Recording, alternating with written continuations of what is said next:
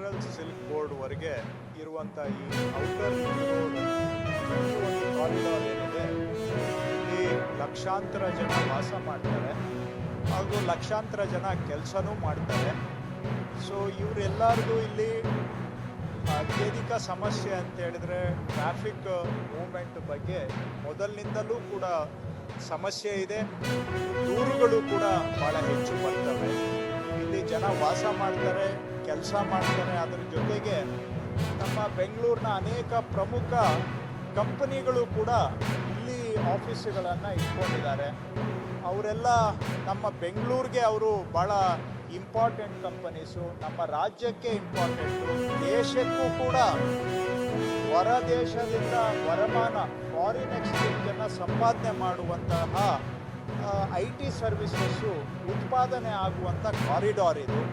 ಹಾಗಾಗಿ ಇಲ್ಲಿ ವಾಸ ಮಾಡೋ ಜನ, ಇಲ್ಲಿ ಉದ್ಯೋಗ ಮಾಡುವ ಜನ ಮತ್ತು ಇಲ್ಲಿಂದ ಉತ್ಪಾದನೆ ಆಗುವಂಥದ್ದು ರಾಜ್ಯಕ್ಕೆ ದೇಶಕ್ಕೆ ಪ್ರಾಮುಖ್ಯತೆ ಇರೋದ್ರಿಂದ ಒಂದು ರೀತಿಯಲ್ಲಿ ಎಲ್ಲ ದೃಷ್ಟಿಯಿಂದ ಬರೀ ಕಂಪನಿಗಳಿದ್ದಾವೆ ಅಂತಲ್ಲ, ಇಲ್ಲಿ ಅಷ್ಟು ಜನ ವಾಸ ಮಾಡ್ತಾರೆ, ಅಷ್ಟು ಜನ ಕೆಲಸ ಮಾಡ್ತಾರೆ. ಜನಗಳ ದೃಷ್ಟಿಯಿಂದನೂ ಕೂಡ ಇದು ಒಂದು ಪ್ರಮುಖವಾದಂಥ ಕಾರಿಡಾರು. ಇಲ್ಲಿ ಟ್ರಾಫಿಕ್ ಸಮಸ್ಯೆಗೆ ಏನಾದರೂ ಸ್ವಲ್ಪ ಸುಧಾರಣೆ ಮಾಡಬೇಕು ಅಂತೇಳಿ ಮಾನ್ಯ ಮುಖ್ಯಮಂತ್ರಿಗಳು ಹಾಗೂ ನಮ್ಮ ಸರ್ಕಾರ ಈ ಔಟರ್ ರಿಂಗ್ ರೋಡ್ ಈ ಭಾಗ ಏನಿದೆ KR ಪುರದಿಂದ ಸೆಂಟ್ರಲ್ ಸಿಲ್ಕ್ ಬೋರ್ಡು ಇದನ್ನು ಸುಧಾರಣಾ ಕ್ರಮವನ್ನು ಕೈಗೆತ್ತಿಕೊಳ್ಬೇಕು ಅಂತೇಳಿ ಇದಕ್ಕೆ 450 ಕೋಟಿವರೆಗೂ ಅನುದಾನವನ್ನು ಕೊಟ್ಟು ಈ ರೋಡನ್ನು ಸ್ವಲ್ಪ ರೀಡಿಸೈನ್ ಮಾಡಿ ಟ್ರಾಫಿಕ್ ಮೂವ್ಮೆಂಟು ಹೆಲ್ಪ್ ಆಗೋ ಥರ ರೀಡೆವಲಪ್ ಮಾಡಬೇಕು ಅಂತ ನಾವು ತೀರ್ಮಾನ ಮಾಡಿದ್ದೇವೆ. ಇದಕ್ಕೆ ನಮ್ಮ ಅಧಿಕಾರಿಗಳು, ಅವರು ಇಂಜಿನಿಯರ್ಗಳು ಎಲ್ಲ ಸೇರಿ ಒಂದು ಡಿಸೈನನ್ನು ಕೂಡ ಮಾಡಿದ್ದಾರೆ, ರೀಡೆವಲಪ್ಮೆಂಟ್ಗೆ ಪ್ಲ್ಯಾನನ್ನು ಮಾಡಿದ್ದಾರೆ. ಅದಕ್ಕೆ ಕನ್ಸಲ್ಟೆಂಟ್ಸನ್ನು ಸಹ ಎಕ್ಸ್ಪರ್ಟ್ಸನ್ನು ತಗೊಂಡು ಅವ್ರ ಕಡೆಯಿಂದ ರೀಡೆವಲಪ್ಮೆಂಟ್ ಪ್ಲ್ಯಾನ್ ಮಾಡಿದ್ದೇವೆ. ಇದನ್ನು ನಮ್ಮ ಹಂತದಲ್ಲಿ 3-4 ಬಾರಿ ಈಗಾಗಲೇ ಚರ್ಚೆ ಆಗಿದೆ.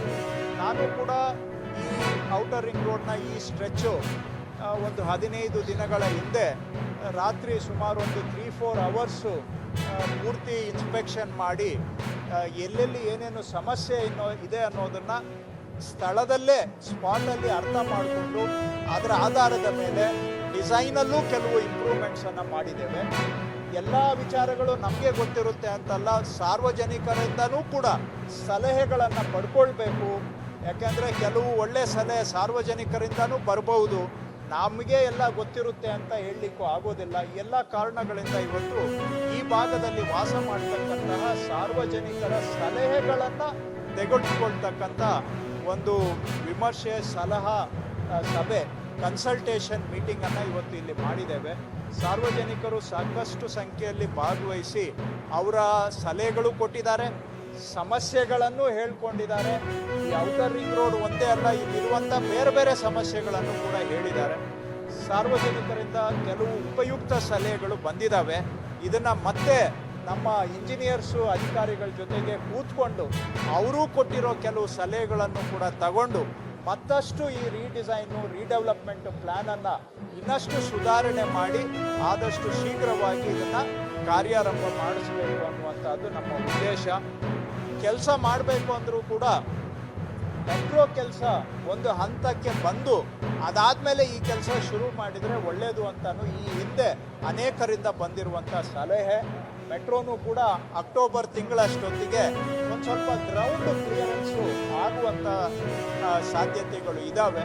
ಹಾಗಾಗಿ ಆ ಟೈಮ್ಗೆ ಈ ಕೆಲಸವನ್ನು ಆರಂಭ ಮಾಡಬೇಕು ಅನ್ನೋದು ಸರ್ಕಾರದ ಉದ್ದೇಶ. ಒಟ್ಟಾರೆ ಈ ಔಟರ್ ರಿಂಗ್ ರೋಡು ಭಾಳ ಇಂಪಾರ್ಟೆಂಟ್ ಸ್ಟ್ರೆಚ್ಚು, ಇಂಪಾರ್ಟೆಂಟ್ ಕಾರಿಡಾರ್ ಇದು. ಇದನ್ನು ಏನಾದರೂ ಮಾಡಿ ಇಲ್ಲಿ ಸುಧಾರಣೆ ಮಾಡಿ ರಸ್ತೆಯನ್ನು ಇಂಪ್ರೂವ್ ಮಾಡಿ, ಜೊತೆಗೆ ಆದಷ್ಟು ನೆಕ್ಸ್ಟು ಮುಂದಿನ ವರ್ಷದಲ್ಲಿ BJP ಕರ್ನಾಟಕದವರಿಗೆ ಆಗ್ತಕ್ಕಂಥ ದಿನ ನಮಗೆ ಟ್ರೋಲ್ ಮಿನಿಸ್ಟರ್ ಅಂತ ಹೇಳ್ತಾರೆ. ಅಲ್ಲಿ ಅವ್ರು ಬಂತಾರೆ, ಅವ್ರು ಪ್ರಧಾನಮಂತ್ರಿನೇ ಟ್ರೋಲ್ ಮಾಡ್ತಾ ಇದ್ದಾರೆ ದೇಶಕ್ಕೆ. ಇದು ಯಾಕೆ ಮಾಡ್ತಾ ಇದ್ದಾರೆ ಅಂದರೆ ಸಾಧನೆ ಶೂನ್ಯ.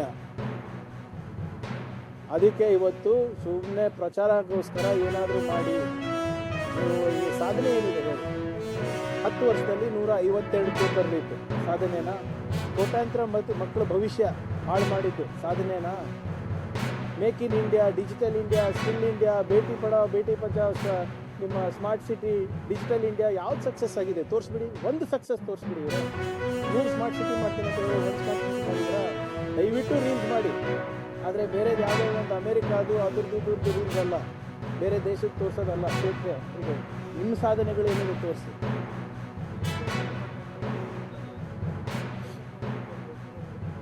ಯಾರು ದೇಶದ್ರೋಹಿ ಯಾರು? ಆಯ್ತು ರೀ, ಒಮರ್ ಖಾಲಿದ್ ಜೈಲಿನಲ್ಲಿದ್ದಾರಲ್ಲ, ಚರ್ಚೆಗೆ ಹಾಕಿ. ಇದು ಅತ್ಯಂತ ಸಮರ್ಥ ಸರ್ಕಾರ ಅಲ್ವಾ? ನಮಗೆ ಸ್ವಾತಂತ್ರ್ಯ ಬಂದಾದಮೇಲೆ ಅತ್ಯಂತ ಸಮರ್ಥ ಸರ್ಕಾರ ಇದ್ದವರು ಇನ್ನು ಉಮರ್ ಖಾಲಿದವರಿಗೆ ಯಾಕೆ ಇನ್ನು ಶಿಕ್ಷೆ ಆಗಿಲ್ಲ?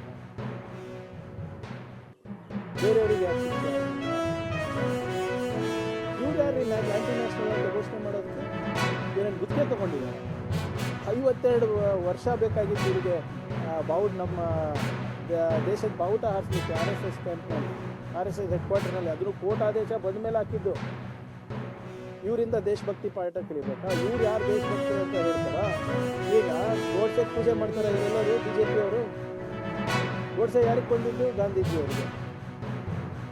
ಅಂದರೆ ಗೋಡ್ಸೆ ಕೊಂದವ್ರು ದೇಶಭಕ್ತರಾದರೆ ಗಾಂಧೀಜಿ ಮತ್ತೆ ಕ್ಯಾಬಿನೆಟ್ ಮೀಟಿಂಗಲ್ಲಿ ನೀವು ಫುಟೇಜ್ ನೋಡ್ತಿರ್ಬೇಕಲ್ಲ, ಹಿಂದೆಗಡೆ ಸಾವರ್ಕರ್ ಫೋಟೋ ಇದೆಯಾ, ಗೋಡ್ಸೆ ಫೋಟೋ ಇದೆಯಾ, ಗಾಂಧೀಜಿ ಫೋಟೋ ಇದೆಯಾ? Who are these people to tell who is national and who is anti national? ಇವರಿಗೇನು ಸರ್ಟಿಫಿಕೇಷನ್ ಇದು ಕೊಟ್ಟಿದ್ದೀರಾ, ಕಾಂಟ್ರಾಕ್ಟ್ ಕೊಟ್ಟಿದ್ದೀರಾ? ಒಂದು ಸ್ವಾತಂತ್ರ್ಯ ಹೋರಾಟದಲ್ಲಿ ಪಾಲ್ಗೊಂಡಿಲ್ಲ, ಒಂದು ಯಾವುದು ಕಾನ್ಸ್ಟಿಟ್ಯೂಂಟ್ ಅಸೆಂಬ್ಲಿ ಡಿಬೇಟಲ್ಲಿ ಪಾರ್ಟಿಸಿಪೇಟ್ ಮಾಡಿಲ್ಲ, ಸಂವಿಧಾನವನ್ನು ಲೋಕಾರ್ಪಣೆ ಮಾಡಬೇಕಾದಾಗ ನಮ್ಮ ಸಂವಿಧಾನ ಆಗಬೇಕು ಅಂತ ಹೇಳಿದವರು, ಇಂಡಿಯಾ ಪಾಕಿಸ್ತಾನ ವಿಭಜನೆ ಮಾಡಿದಾಗಿರಲಿಲ್ಲ, ಇಂಡಿಯಾ ಚೈನಾ ಜೊತೆ ಹೋರಾಟ ಮಾಡಿದಾಗಿರಲಿಲ್ಲ, ಯಾವ ದುಂಡು ಮೇಜಿನಲ್ಲೂ ಇವ್ರು ಪಾಲ್ಗೊಂಡಿಲ್ಲ. ಇವ್ರ ಹತ್ರ ನಾವು ಕಲಿಬೇಕಾ ಯಾರು ನ್ಯಾಷನಲ್ಲು ಯಾರು ಆಂಟಿ ನ್ಯಾಷನಲ್ಲು? ದೇಶಭಕ್ತಿ ಅನ್ನೋದು ಫಸ್ಟ್ ಅವ್ರಿಗೆ ತಿಳ್ಕೊಳಕ್ಕೆ ಹೇಳಿ, ಅವರಿಗೆ ಮತ್ತು ಅವ್ರ ಗುರುಗಳು RSS ಅವರಿಗೆ.